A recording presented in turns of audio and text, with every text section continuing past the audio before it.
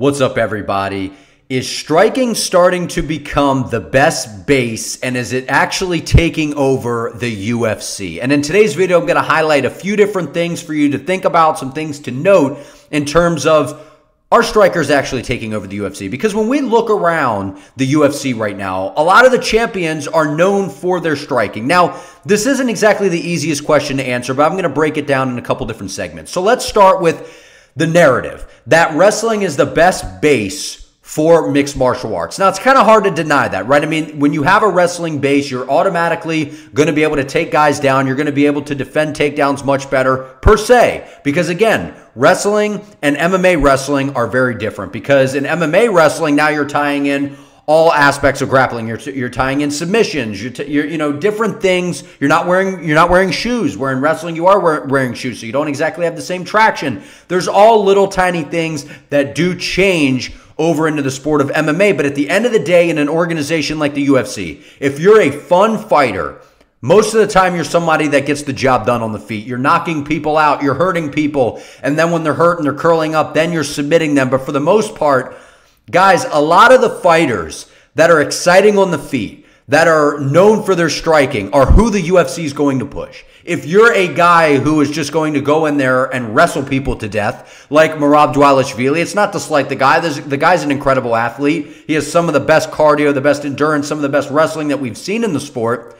He's not going to get the same treatment and the same perks as one Sean O'Malley, who's a guy in the same weight class. Now, something that we also have to take into account. The game has changed. Fighting is a totally different ballgame than it was years ago. You know, back when fighting first was kind of taken on, let's take an example of a guy like a Nick Diaz. Nick Diaz was a guy that was known for taunting. He was known for his boxing, and he was known for his submission skills.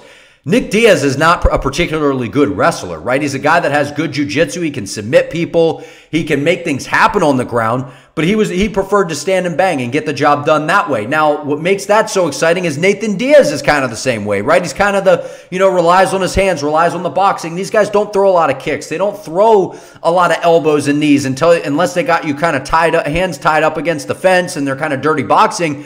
But they're out in the open, kind of just standing there, boxing with people. And they do have the submission threat where if the fight does hit the floor, and that's how they get the job done. They hurt guys or they overwhelm guys. Guys shoot in on them, then they submit them.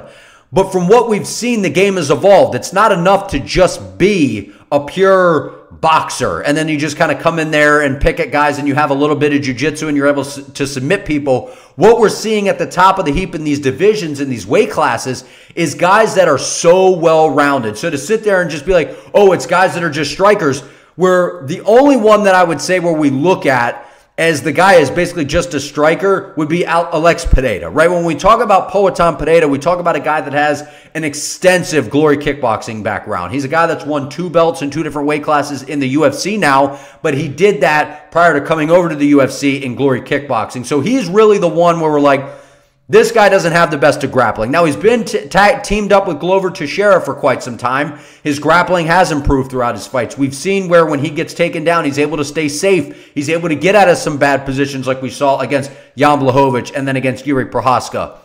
But Alex Pereira, we saw him take down Israel Adesanya, but outside of that, this isn't someone that's dominating anyone with the grappling. So to answer the question, guys have really just improved overall as fighters. They're more well-rounded. Yes, they are known as strikers, but they're just well-rounded mixed martial artists. They're growing up as not being a karate specialist like a Wonderboy Thompson. They're kind of coming into the game as an MMA fighter, and they're working on all aspects of their game. So when they kind of are up to speed and they do get to that professional level, guys are starting at a very young age now in the sport of MMA. By the time they get to the big scene, they're so well-rounded, they're good at everything that maybe they weren't an Olympic wrestler, they weren't a Division I All-American, but they have so much experience from being in the gym, from amateur fights, from competing at a high school in wrestling, from just all of these different things that fighters are so well-rounded nowadays that, yes, we do know a guy like a Sean O'Malley, a Sean Strickland, Alexander Volkanovski. These guys are known for their striking, but they have really, really good grappling. They may not show it in all of their fights, but we have seen these guys Sean O'Malley compete in jiu-jitsu tournaments. We've seen him do well in those things. We've heard Jocko Willing talk about Sean Strickland. We've seen the footage out there of him rolling with people. We've seen Alexander Volkanovski hurt Yair Rodriguez and take him down and dominate him. We've seen Alexander Volkanovski dominate Chad Mendes. We've seen guys who are phenomenal strikers get to the highest level and win belts, which a few years back, that wasn't the case. It was grapplers were dominating the division, where nowadays we are seeing strikers start to take over the game now. It would be unfair to say that they aren't getting some sort of special treatment to a degree, right? I mean, we've seen Sean O'Malley. Merab Dvalishvili should have been next for the belt, but what they're doing is they give Sean O'Malley the favorable matchups. They give him Petr Yan. They do that to get him the win. They put him in there against Aljamain Sterling, which, yes, Aljamain Sterling's a good grappler. He has good submissions, but they made him turn around and cut weight because he cuts a lot of weight to make 135. And they turn him around 3 months later after a title fight with Henry Cejudo to give Sean O'Malley every advantage that they can. They put it in Boston where the crowd's going to be on Sean O'Malley's side.